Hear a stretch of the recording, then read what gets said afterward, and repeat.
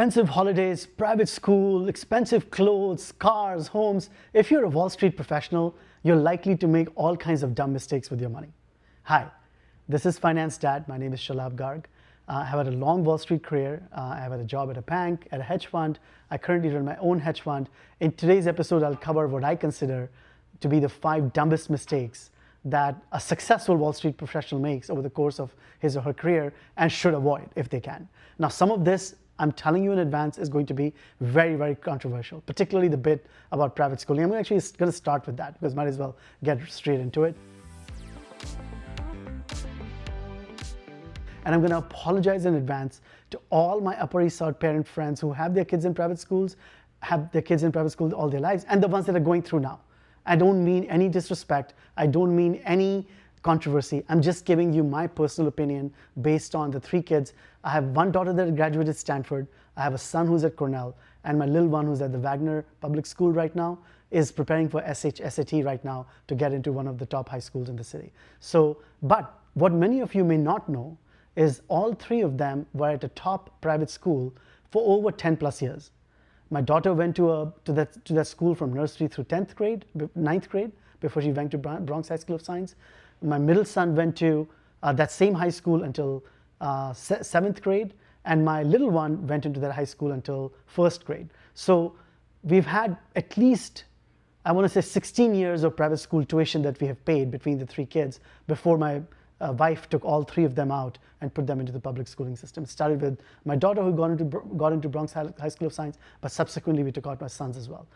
I believe that the private schooling system in New York is absolutely corrupt. There is nothing good about it. It is designed to further this idea of high quality exmissions, and the data doesn't support it. The exmissions that you get seduced by in looking at most of the private schools in the city of New York, and I'm pretty sure it's true about private schools in the tri-state area and some, if in London, then some other cities as well. It's truly manufactured. What do I mean by that? It's exmissions data, but if you look deeper into it, when they say 15 or 20 kids got into the top 3 or 4 Ivy League colleges, most of them are either legacy or the parent body is paying millions and millions of dollars in donations. They're not like your honest middle class kid, that Harvard kid that your son or daughter is, that is going into Harvard or Stanford. These are kids that have a lot going for them with respect to the background before, and the high school is just kind of furthering that already existing eventuality to get them in.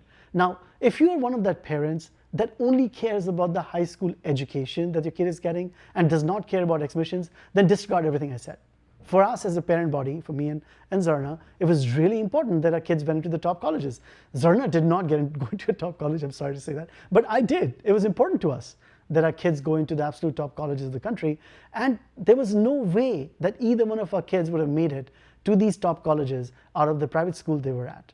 Not counting the fact that 60, 65, 70 grand a year is a lot of after-tax money, right? Each one of you, in the olden days, and when I say olden days, I'm talking about before the 1990s, these private schools were created in the city of New York for industrialists and large billionaire families for their kids to learn philanthropy.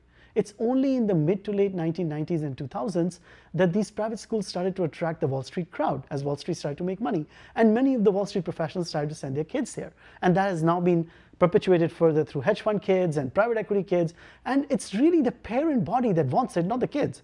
It helps the parent body network. Now, even talking about that, I'm promising you, no parent body that is networking at these schools through their children is actually doing business there. It's kind of like just saying that I hang out with X, Y, and Z in some event with no further consequence in a business role out of it. So in my opinion, these private schools are corrupt. Save your money, use the public schooling system. Your resources will go a lot further with respect to your children, because all of a sudden you're freeing up all this money that you can then use for tennis and for tuition and for all kinds of things that you may want to use it for, and give the rest to them. Invest it in stock market on their behalf.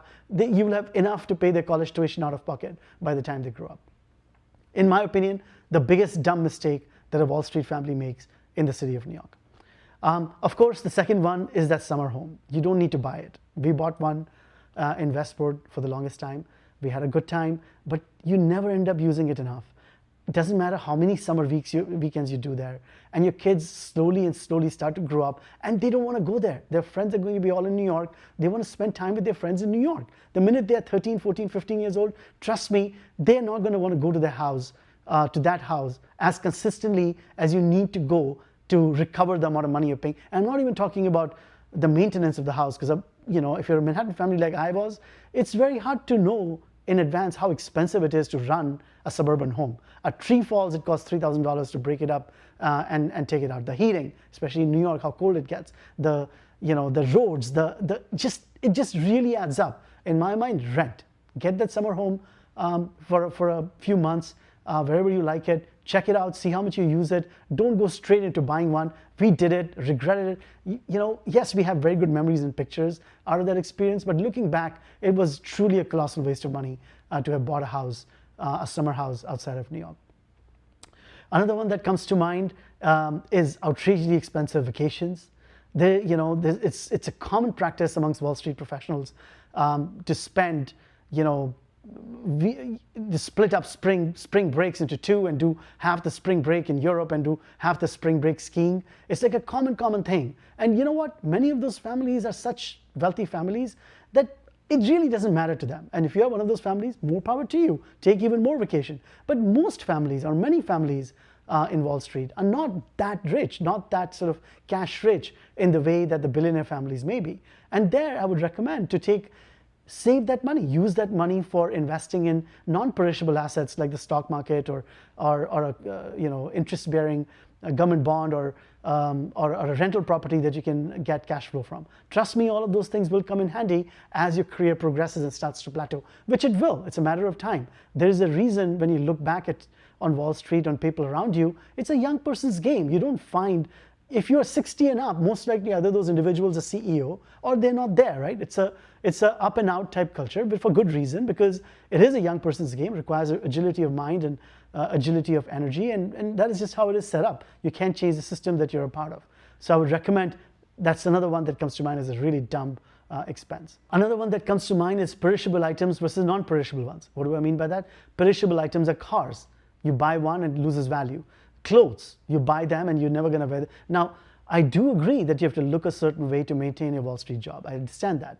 But does it have to be that Loro Piana cashmere jacket? Can it not be Canada Goose instead? It probably looks the same, makes you look as good as in the Loro Piana. You can save that money and it truly loses value and doesn't last any longer than. So I am in favor of dressing up well. I don't want to take that out. Because it's important. It's important that you dress up professionally.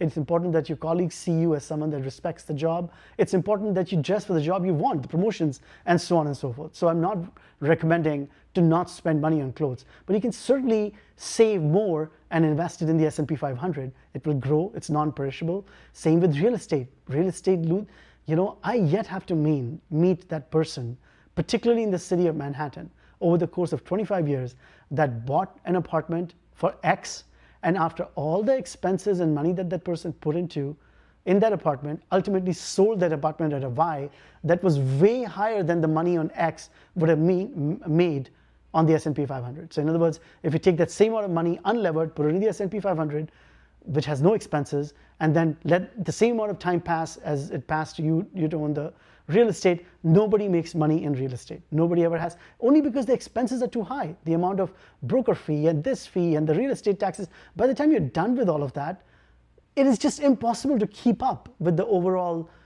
stock market, which rises steadily at 7 or 8 or 10% over the course of a year. One exception there is the apartment that you own. I would recommend owning the apartment you own. You do get tax benefits from it. You live in it, so it's not like it's a rent. It's a property that you will have to rent if you don't own it. And if you have to rent, might as well own it. You will build safe savings by building equity into it. I do offer in consulting hour. This year I've been doing a lot more of it, especially in recent months. In those consulting hours, I cover specific strategies designed to your personal circumstances, both with respect to dumb mistakes you should not make or things that you could spend on and you're not doing so. Feel free to reach out to me using the box below you, email or otherwise. Any medium is fine. Also, please like, comment, and subscribe on my podcast. I'm looking to grow it. I've grown it a lot this year. I'm trying to compete with our family podcast. It's impossible to compete with that. That's doing so much better. But even so, I'm slowly trying to grow it. So please like, comment, and subscribe. And with that, it's Finance Dad signing off. See you next time.